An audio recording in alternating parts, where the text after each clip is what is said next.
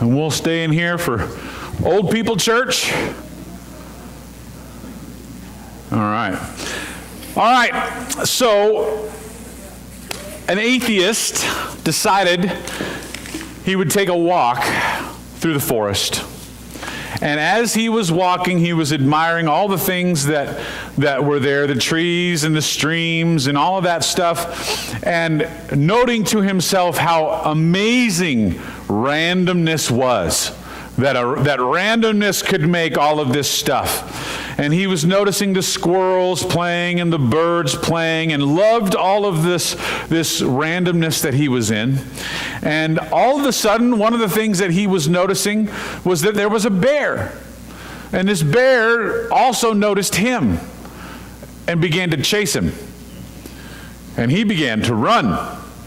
And he ran, and every time he looked over his shoulder, he noticed that the bear was chasing him, but just happened to be a little closer. And so he began to run faster.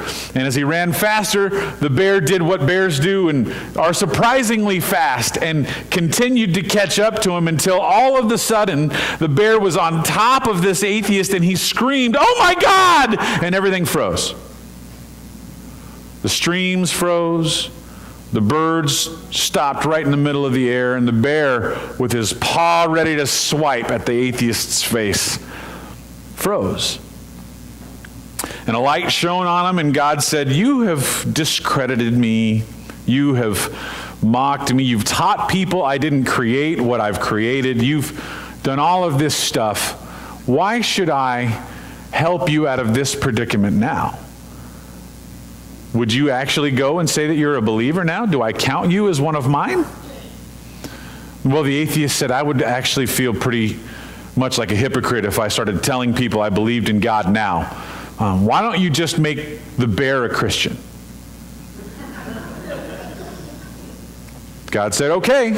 And just like that, everything went right back to moving. The streams began to move. The birds began to twerp. And the bear stopped in mid-swipe, put his paws together, and said, "Lord, thank you for this meal I'm about to receive."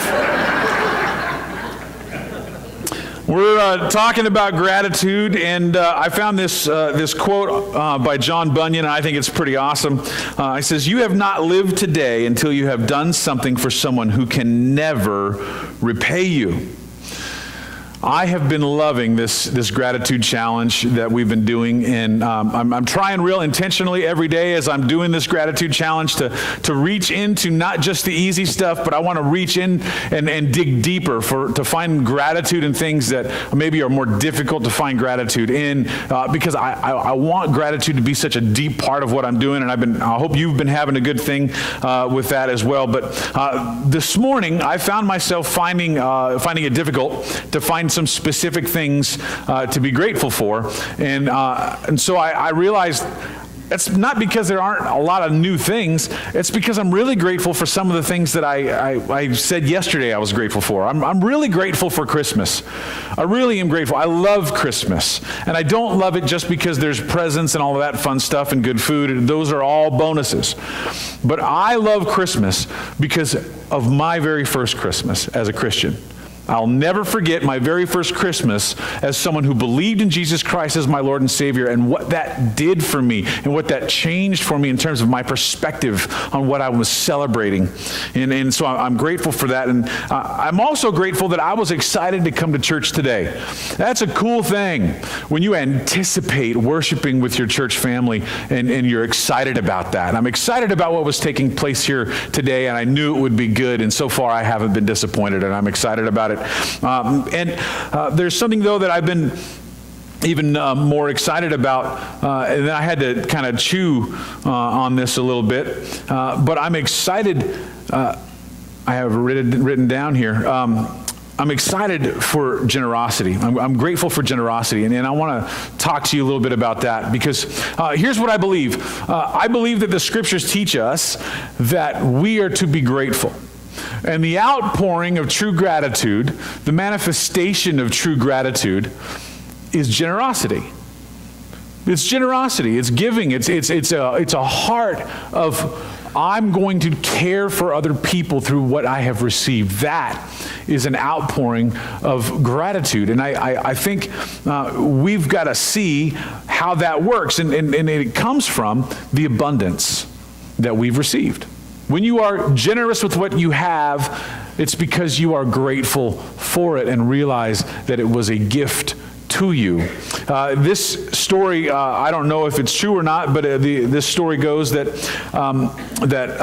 there was a beggar on the roadside that had Alexander the Great moving past him. And this beggar was begging and asking him for some alms. He needed some money for food. And Alexander the Great gave him a bag full of gold coins. And one of his advisors said, "Why would you give him so much gold when copper coins would have met his need?" He said, "Yes, copper coins would have met his need, but gold coins meet Alexander's giving." Because he had so much, he would give so much. And so when we dig into gratitude, I want us to kind of shift our thinking from just saying thank you to being so grateful that we become generous. Here's what 2 Corinthians chapter 9 says. We're going to be picking this passage apart this morning. It says this, verse 6 through 15 says this: "The point is this: whoever sows sparingly will also reap sparingly, and whoever sows bountifully will also reap bountifully. Each one must give as he has decided in his heart, not reluctantly or under compulsion, for God loves a cheerful giver. And God is able to make all grace abound to you, so that having all sufficiency in all things at all times, you may abound in good, or in every good work. As it is written, He has distributed freely, He has given to the poor. His righteousness endures forever. He who supplies seeds to the sower and bread for food will supply and multiply your seed for sowing and increase your harvest, the harvest of your righteousness. You will be enriched in every way, to be generous in every way, which through us will produce thanksgiving to God. For the ministry of His service is not only supplying the needs of the saints, but also overflowing in many thanksgivings to God. By their approval of this service, they will glorify God because of your submission that comes from your confession of the gospel of Christ and the generosity of your contribution for them and for all others, while they long for you and pray for you because of the surpassing grace of God upon you. Thanks be to God for this inexpressible gift. I want to help us to understand a little bit about what is taking place in this passage so that we can understand what Paul is really getting at.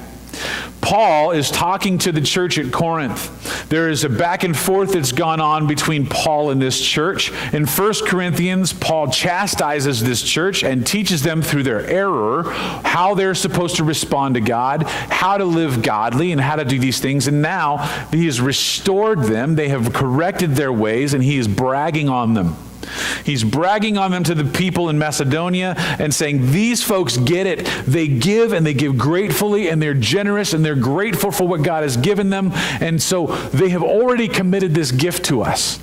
And so in verse 5, Paul actually says, we want you to be ready for this gift that you've promised. Be ready to give it so that you don't look like you're being compelled. So it's not an exaction. So that it's not a, you said, now you got to make this payment.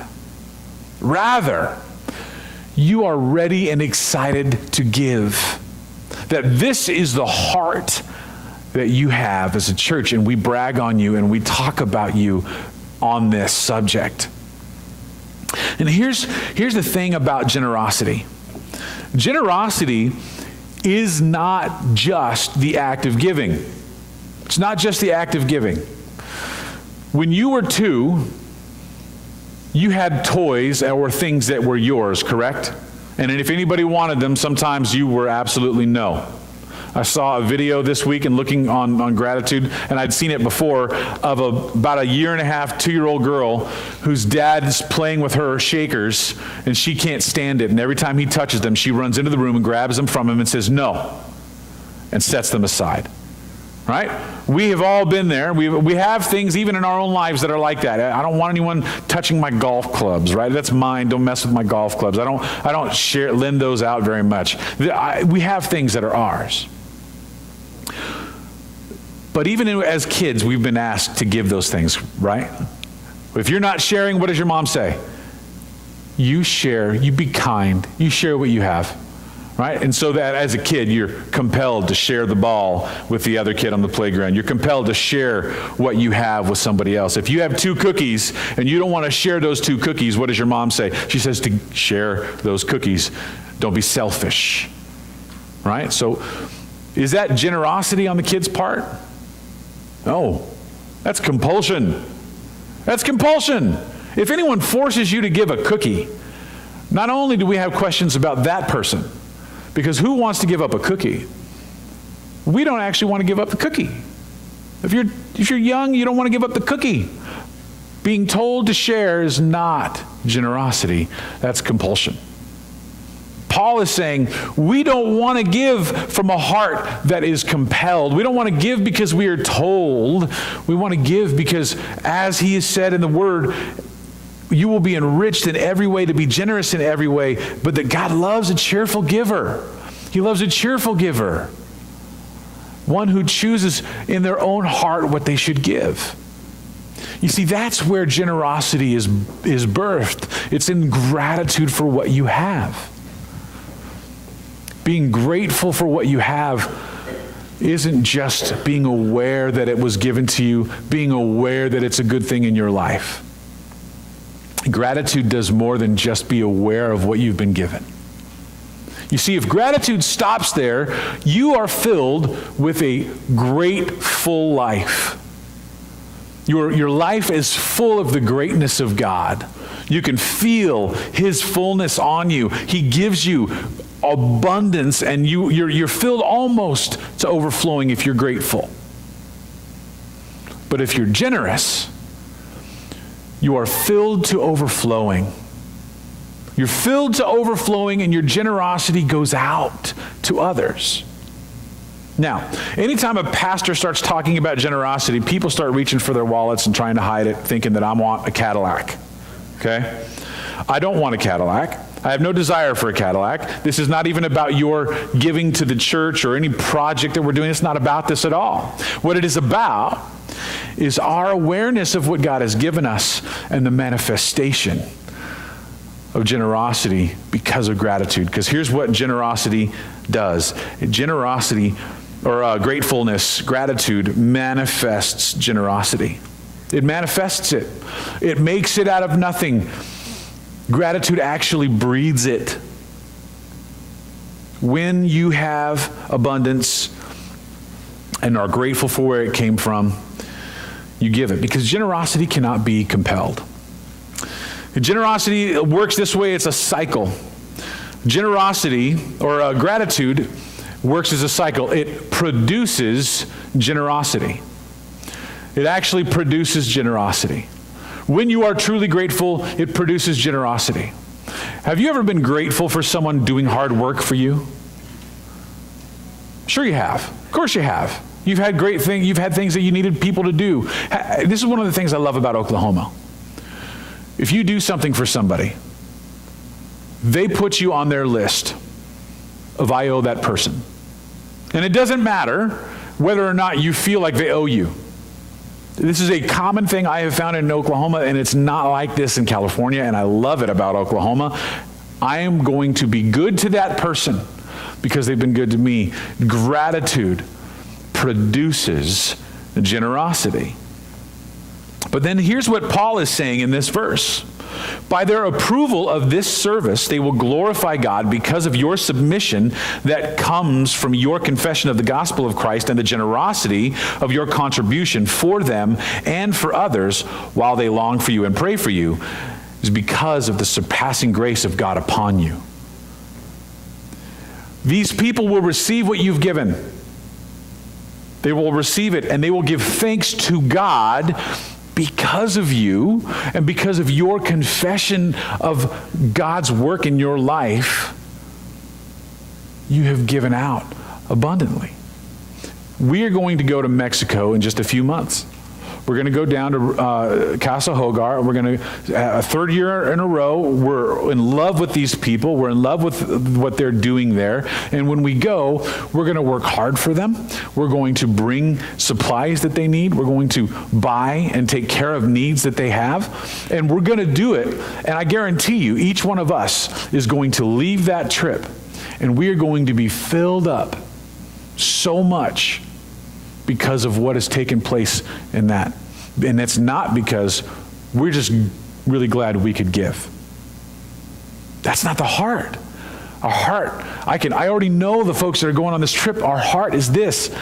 We've been given so much, we're excited to go and impart what God has given to us. And it's not even this is because God has given it to me that I have to do it. It's, we want to love these people. There's gratitude in us that produces generosity. But here, as Paul says, this is what generosity does. This is the cycle. Generosity then produces gratitude. Generosity actually produces gratitude. It makes other people grateful. It'll be on the slide here in a second. I love when Kenny's multitasking up there. Here's the deal. Generosity produces gratitude. It makes other people thankful. When you are generous because you are grateful, because your life is full of goodness and to the point of overflowing that you are then generous with what God has given you, that produces gratitude in the hearts of other people, and therefore they get filled up. And when they get filled up, what then happens? They produce generosity in their lives. And as they are generous, other folks that they are generous to are then made grateful because of what they are receiving, and so on, and so on, and so on, and so on. I want you to picture it this way. If I had thought through this a little bit better, I might have had a really cool example here. If you have two pitchers, one of them is full of water and the other one is empty, and you pour water out of the full one into the empty one, what do you have? You still have one empty pitcher, right? Right? If you pour everything out, you have one empty pitcher. Now let's say, well, we're going to make it even, and you pour half into one, and then you have two half-full pitchers, right? But ultimately, you've only got so much until you're connected to a source, right? Until you are connected to a source that continues to flow, can you fill up more than one vessel? So imagine that pitcher underneath the faucet in the kitchen. You turn the spigot on, the water does what? It flows. You put the pitcher underneath there, and what happens to the pitcher? It fills up. And if you left it there, what would happen to the pitcher? It would overflow. And then what happens with all that extra water? It goes down the drain, right? Unless you put another pitcher under it. You don't move the one because it's still connected to the source and it's still overflowing. And what happens to that overflow? It goes into the other pitcher. It goes on and on and on and on. You see, life is birthed from gratitude. Gratitude births generosity, and generosity births more gratitude, which births more generosity, which births gratitude, and so on and so forth. I want to tell you a story of two rivers. Of two seas. In Israel, there is a very common, very famous river, the Jordan River. This is the river that Jesus was baptized in. This is the river that John the Baptist was baptizing in. The Jordan River is a huge, life-giving source of water to the valley that Israel is in. If you've been there, Randy has just gotten back from there. It's a very arid region. It's very rocky. It's very dry. This river gives life to this place. And this river, what's really fascinating about it is it flows into two main bodies of water. One is the Sea of Galilee. The other is the Dead Sea. Dead Sea has incredible amounts of salt content. People go to the Dead Sea to float in it. Like right on top of the water, but there's so much salt content that it's extra buoyant, that you become extra buoyant in that water. The Sea of Galilee is teeming with life. It sources other streams. The Jordan River continues to flow from it. It flows into it and feeds that sea and then flows out of it. Other streams flow out of it. Israel taps into this for their water, to feed their crops, to water their people. The Dead Sea does not give out any of its water. It retains it. It keeps all of it. There are no creeks, there are no streams, there are no rivers that come out of the Dead Sea. In the Dead Sea, there is no life. Nothing grows. Nothing lives. It all dies. It can't grow. The water doesn't flow. What happens when water doesn't flow? It stagnates. It stagnates and it kills life. It takes life away. The Jordan flows into both of these rivers. The source is the same. What takes place on the other side is the difference. The Sea of Galilee gives more life. The Dead Sea doesn't. Gratitude produces generosity, and generosity produces gratitude.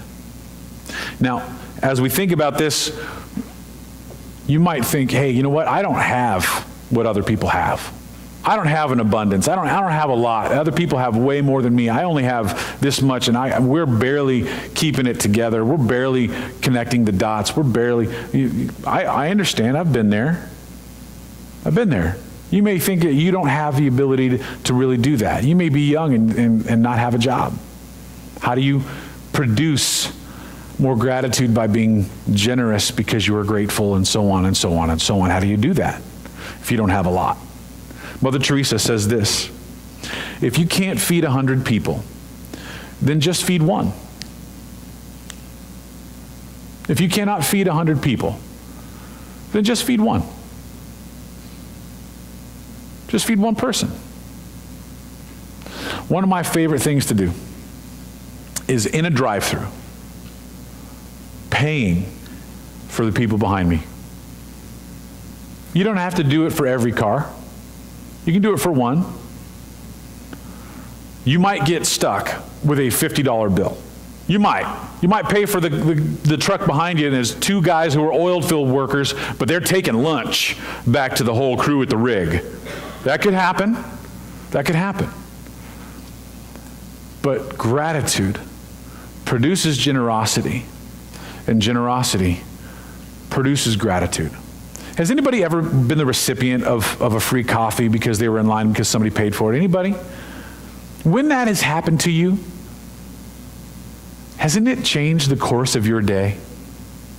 Didn't it improve things? Didn't it make you smile a little longer? Didn't it make you able to absorb that really annoying person at work that you were ready to strangle? Didn't it make it possible to deal with that hard thing that you had to deal with just a little bit more? It changes the trajectory of your life, just for that moment even.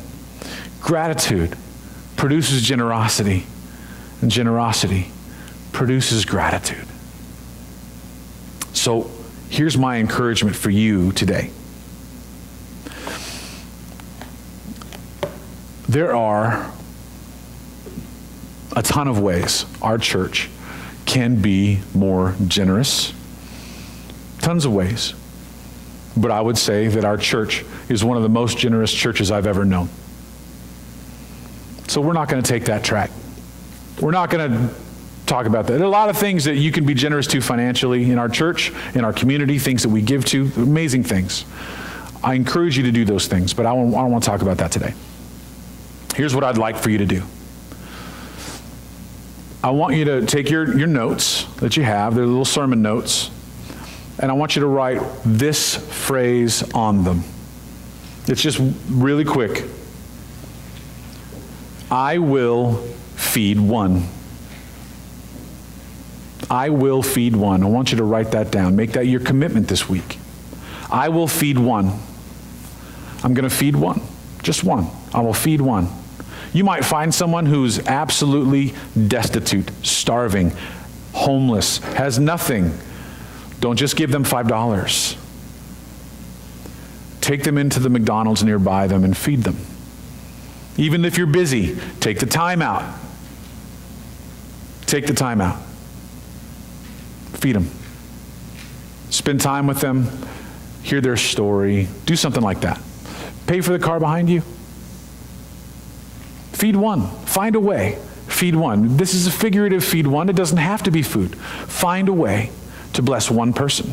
Find a way to be generous to one person because you are grateful. If your heart says no, don't do it. God doesn't want someone to give because they're compelled. He wants them to give gratefully.